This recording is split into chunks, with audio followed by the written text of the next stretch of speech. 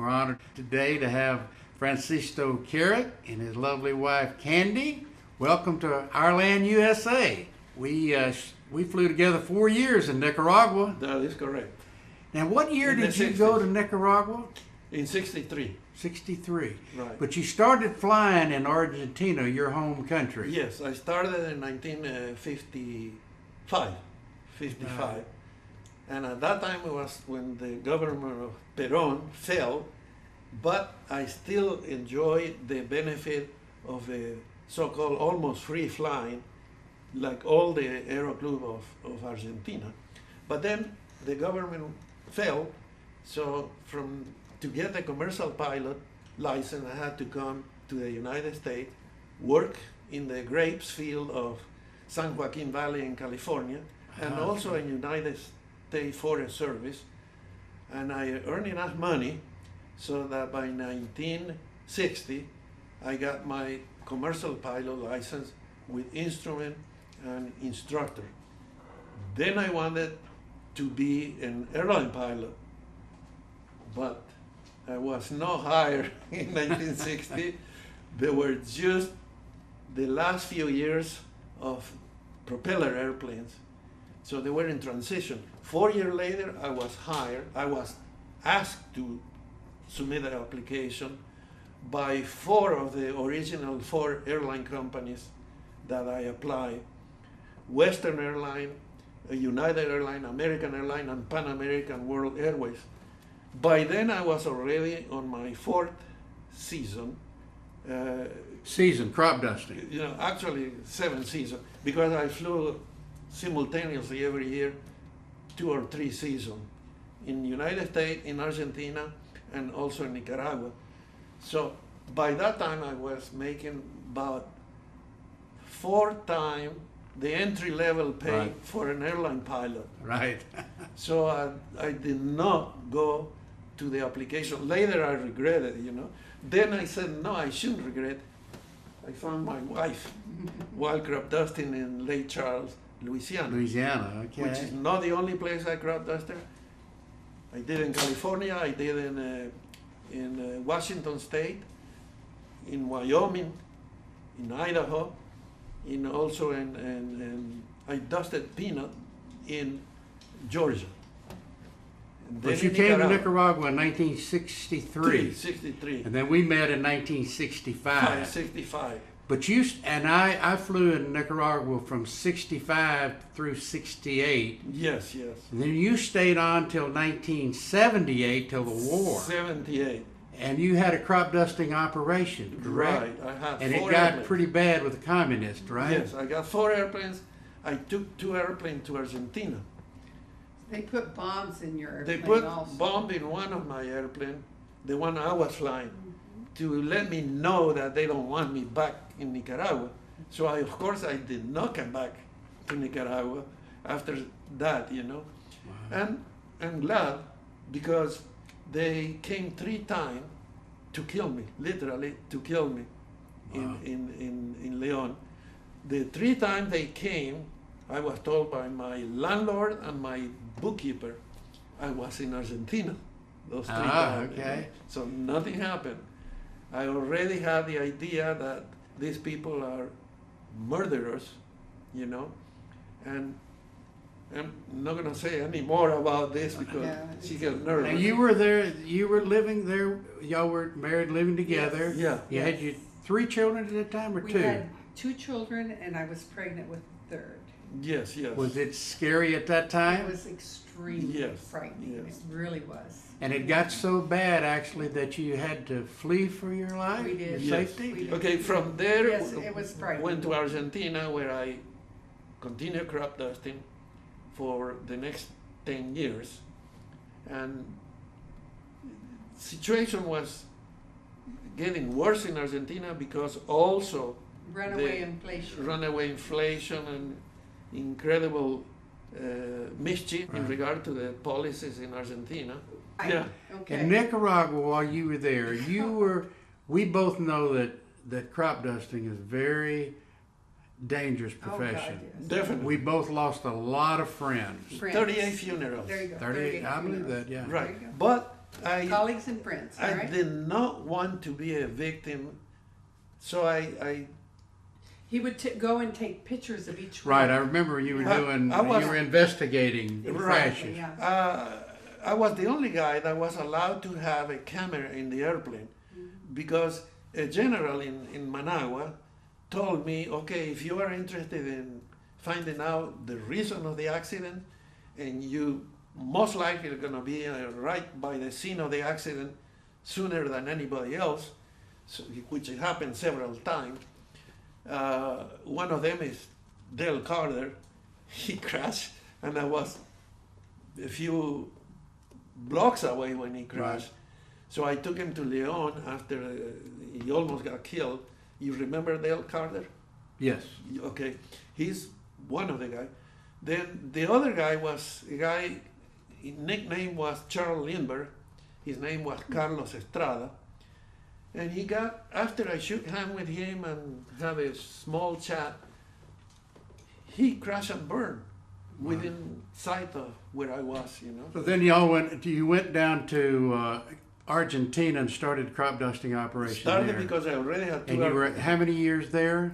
10 years. 10 years. 10 years. And then from Argentina you came back to McAllen, Texas. Right, because to give you an idea what inflation is, I had $100,000 of that time, which is $500,000 today, to collect. I had that on the street, you know. 2 months, I gave him 2 months to pay me. So from one day to the next, the government said, it might happen here in the United States. In Argentina. In Argentina, said the government said, bank holiday. No banking Monday, Tuesday, and Wednesday. No empieza con- So when they open on Wednesday, they devaluate the money by 4 times, 400%. In other words, $100,000 became $25,000. Wow. A crankshaft cost $6,000 for one airplane, $6,000. So you can see how desperate it became to us, the inflation in effect. Argentina. So we ended up. So in she January told me, 60s. she said, well, Yeah. why, I told her, tighten the belt, we ain't doing so hot over here. And she said, we talked to a politician that is famous in Argentina. It will be like Donald Trump over here. Oh. And he said, tighten the belt. Told her that. And he was 73 and she was 33. She carried a conversation with him for an hour and a half.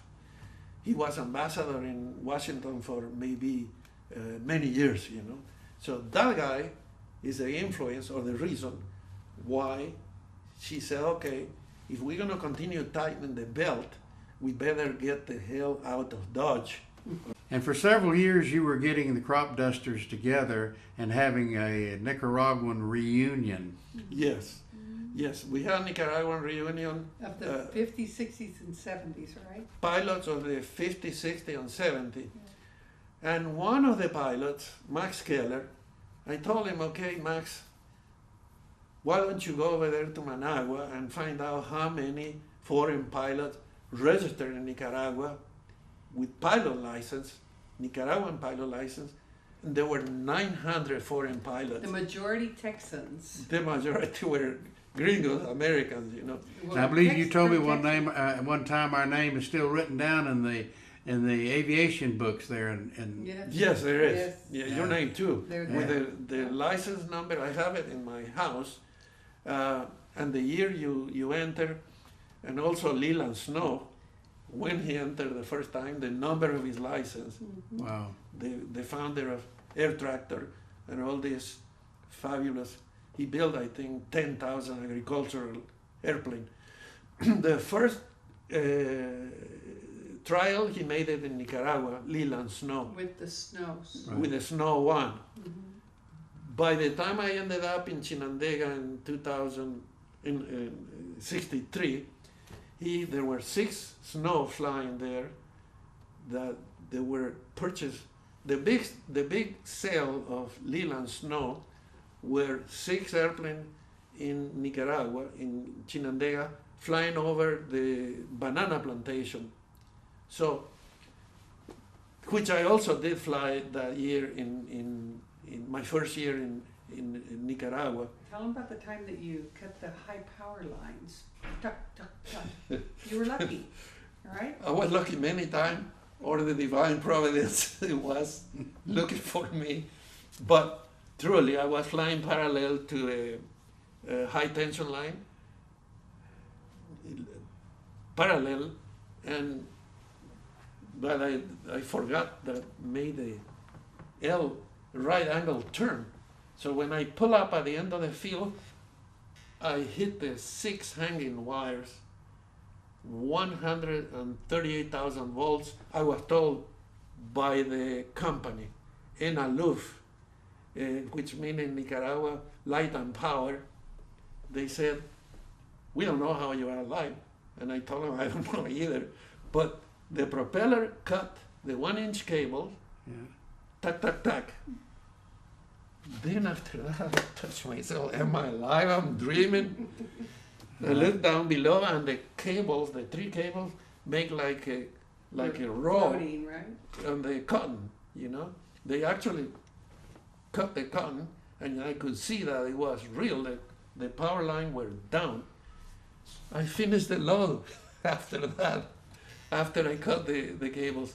So all they did, they fixed the propeller, which had a big dent. Okay.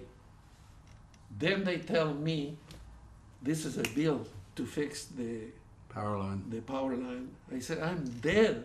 Don't even think about charging Charging me. me. Which they did not. They didn't even charge the owner of the company. Okay. How can that possibly happen? But I know it happened many times to other pilots. The 1-inch cable, it was not steel, it was aluminum. But the center cable, 1/4 of an inch, that was steel. That's what really I cut. 1/4 of an inch cable. So that's why the airplane did So not. many It close sounds calls. like you definitely had a divine intervention from the Lord to I get through always, that. I never deny about God. Well, you know, when I was flying back then, they used to say there was 2 kinds of crop duster pilots.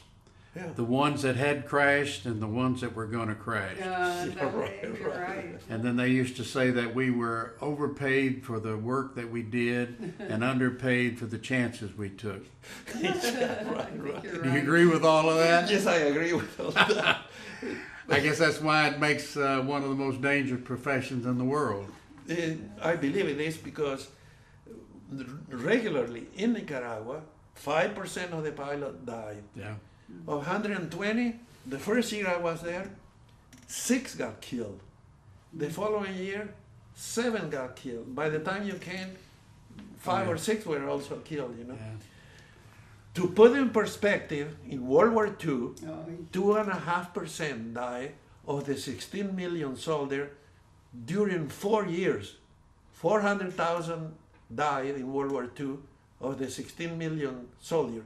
That's to put it in perspective what kind of safety record we had for Right. 5% per season, you know.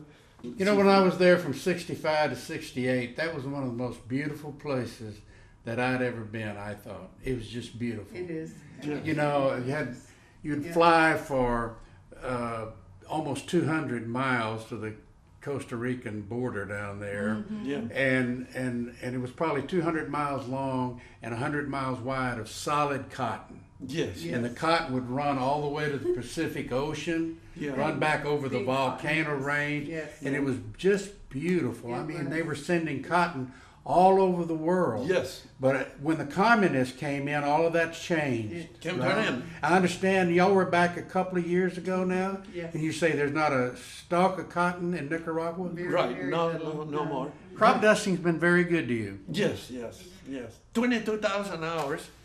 And not bragging, but the fact I survived that long. And he blessed Thank you you. with a good career. He Right. blessed you with a wonderful wife. Right. God's been good to you. Not being an airline pilot, many times I tell myself, I tell her, I found her. Yeah. in Lake Charles, Louisiana. That was a benefit of crop dusting. Yeah. Yeah, talk about the airlines. You know, God sometime will have a desire to go one way, and God will close that door and send us another way. And then when we look back on it later in life, Yeah. it turns out that That was the way. right way to go. That's right. Yes, That's yes, right. yes. So that's great. Now, I'm so glad we met so many years ago, 50 years ago in Nicaragua, flying 51. crop 51 years 51 ago. years Wow, ago. flying crop dusters together. And to me, the first time you sung that with the guitar, There sitting calls the there, fire. sitting It's in his head. in the entry, he was sitting in the door of the hotel. American was So I mean, people that wanted to go in had to go by him because he was playing the guitar. Great balls of fire, you know. How can I forget that? Colorful great people. experience. Huh? Colorful people. Yeah, it was. The Crop dusters were and are colorful people. Yes. You know, Yeah. I don't want to use the word so much characters, but they basically are just, they are characters, They you are, know, but and I we think were they're- part of them.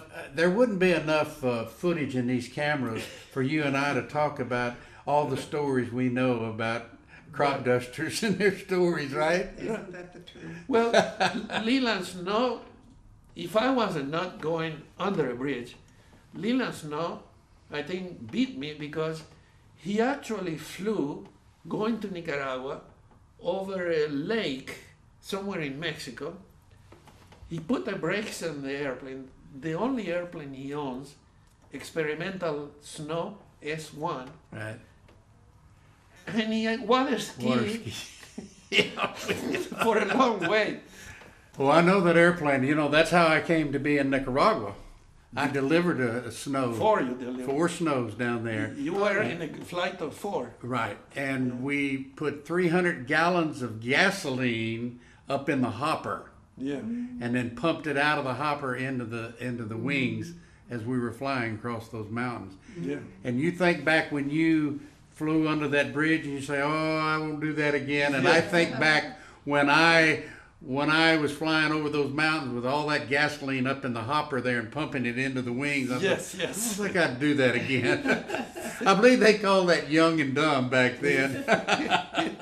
Well, I- We felt like Immortal. invincible. Frank, Oh yeah, we are. Francisco and Candy, thank you so much for being on the show today, bringing back all the memories. It's been a blast remembering all the good times and hard Blast from the times, past. bad times, everything. But Nicaragua brings back a lot of memories, Yes. Definitely. and it's for sure that God got us through. Yes. Exactly. Amen. Amen. Amen. And we hope to be there in the near future. Yes. All right. Well, may the Lord bless you and your family always. Same. Thank you. Thank God bless you. Thank you, Jesse. Jesse.